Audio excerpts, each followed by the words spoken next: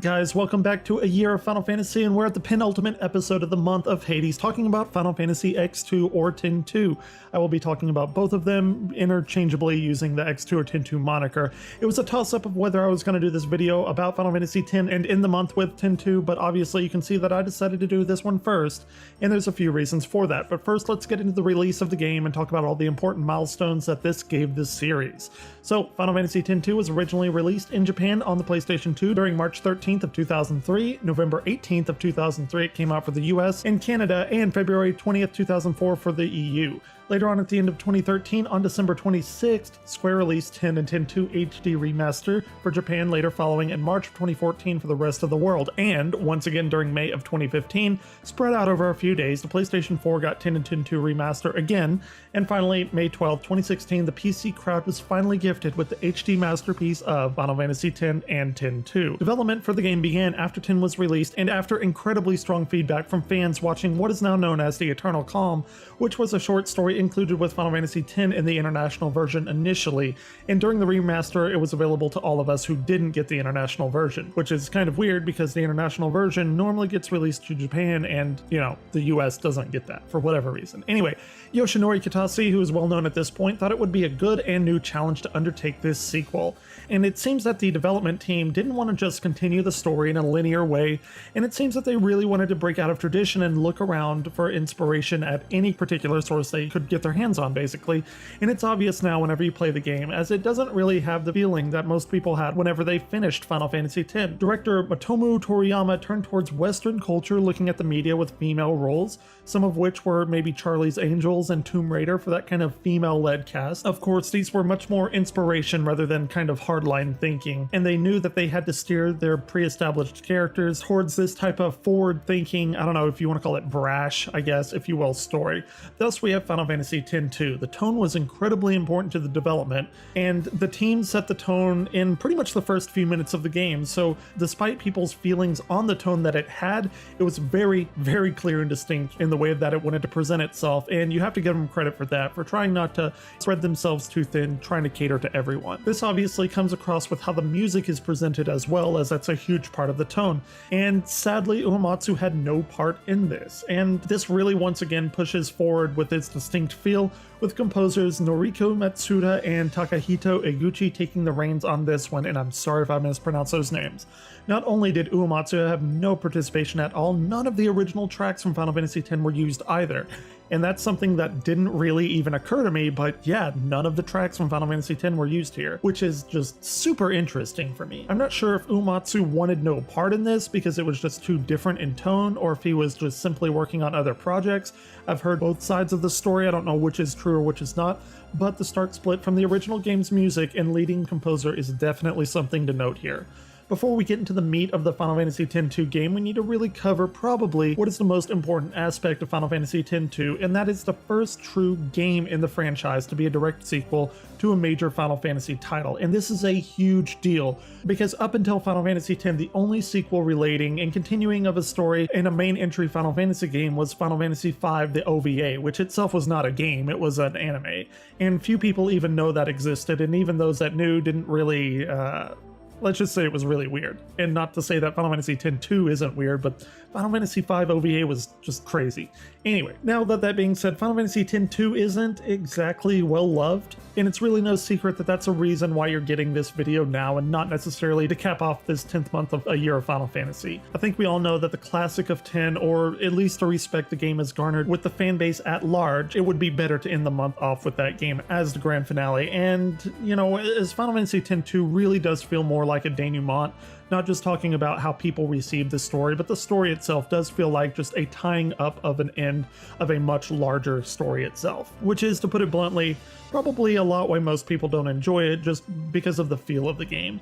And to get it out in the open right now, I actually don't hate the game at all. In fact, I actually quite enjoy it a lot, but as I try as much as I can, I don't want to bring in personal feelings to this, because I think it's such a huge part of the Final Fantasy series that you play the game yourself and try and make up your own decisions and opinions opinions about it. And honestly, this game, whether you love it or hate it, it is such a big part of the Final Fantasy franchise, just with the status that it has as being one of the first actual continuations of a game. It shouldn't be overlooked. And another reason why we can talk about the game right now is because I really don't like bringing in the stories of the Final Fantasy games, because like I said, that too is a part of the game that you have to experience yourself. And I wholeheartedly believe every person should go in as clean as possible, so that's why hopefully you can show this Year of Final Fantasy series around to other people to maybe just give them some background to the games without actually spoiling the games themselves.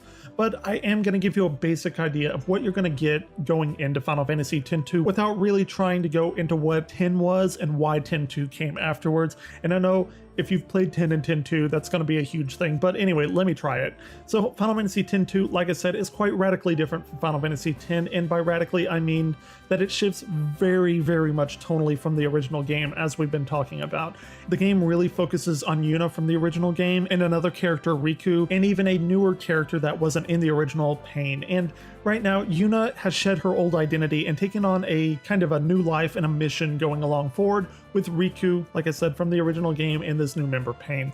Pain is actually a mysterious character who joins this group known as the Gull Wings that Yuna and Riku are part of that hunt for spheres. Now, spheres are a kind of device that you can essentially record videos on, so hunting for these old missing or lost spheres can kind of better complete the story and history of the world that you're in, which is known as Spira. While the story is either hit or miss for many people, largely because of the change that Yuna and Rika go through, pretty uniformly people say though that the gameplay is on point with this, especially the battle system, which is quite honestly one of the best in the series, which I totally understand why people love this. I mean, here we go back to a sort of kind of job-like system similar to the old Final Fantasy games, but with a little bit of a twist because we do have an all-female cast here. In fact, you can see these influences with this female cast because the battle system itself is known as the dressed sphere system, which actually the way that they handled this and the job swapping come into play in future games, especially like Final Fantasy 13, which I know that's a whole other big thing, and we'll get to that during the January month. So the basics of this dressed system, this sphere grid, is that it's an interchangeable job system while in battle. So that's where I'm getting my Final Fantasy 13 kind of feelings from here. Each of these dress spheres represent a classic job that hopefully by this point you're aware of, even if you haven't played the games. You've obviously watched all of my Year of Final Fantasy videos, right? If not, you can go and watch my entire line of job dedicated videos, which hopefully will, influence you to watch more of my stuff. But anyway, enough, showboating here. You can assign these dress spheres to the characters and then change them mid-battle, basically, to best suit whatever kind of situation you're in. So while you can't switch out the characters wholesale like you could in Final Fantasy X, you can switch what that character does, which still gives you that freedom of approaching battles like you want to. And as you may have noticed earlier, I said that the battles also bring back this ATB, this active time battle system, where you wait a specific amount of time and then you can input an attack, something that was completely not present in Final Fantasy X, which is actually a really, really major shift between the two games. The game itself is more structured in a story mission kind of based progression rather than a linear story progression where you would, just go through the game as the story dictated. Here you kind of get a little bit more freedom choosing how you want to tackle the game. You also get a lot more side quests here as well, and a bunch of mini games to just suck your time away. So I'll leave you with this one thought from myself and X-2 and the fan base as a whole. I urge you to play this game for yourself. Don't just parrot what you've heard from the internet. Don't feel forced or shamed if you enjoy it. Play what you like. If I had listened to the negativity of this game and the feedback around it and everything, I'd have never played it, honestly. And I'd have missed out on a pretty good game. I genuinely do enjoy the game. Is it the best game ever? Of course not, but it's certainly not the worst. And it's a good game with good mechanics and a decently told and presented story if you buy into the premise. But you know what? If you don't like the story, if you don't buy into it, hey, at least you decided for yourself. So please, that's all I can ask. Go and try this game yourself. Don't be influenced by other people. So with all that behind us, let's finish out the month of Hades. We're going to be talking about the one and only Final Fantasy X and its immense impact on Final Fantasy and honestly as JRPGs go as a whole, because this really changed the game. So as always, until next time, Crystal Warriors, keep on gaming.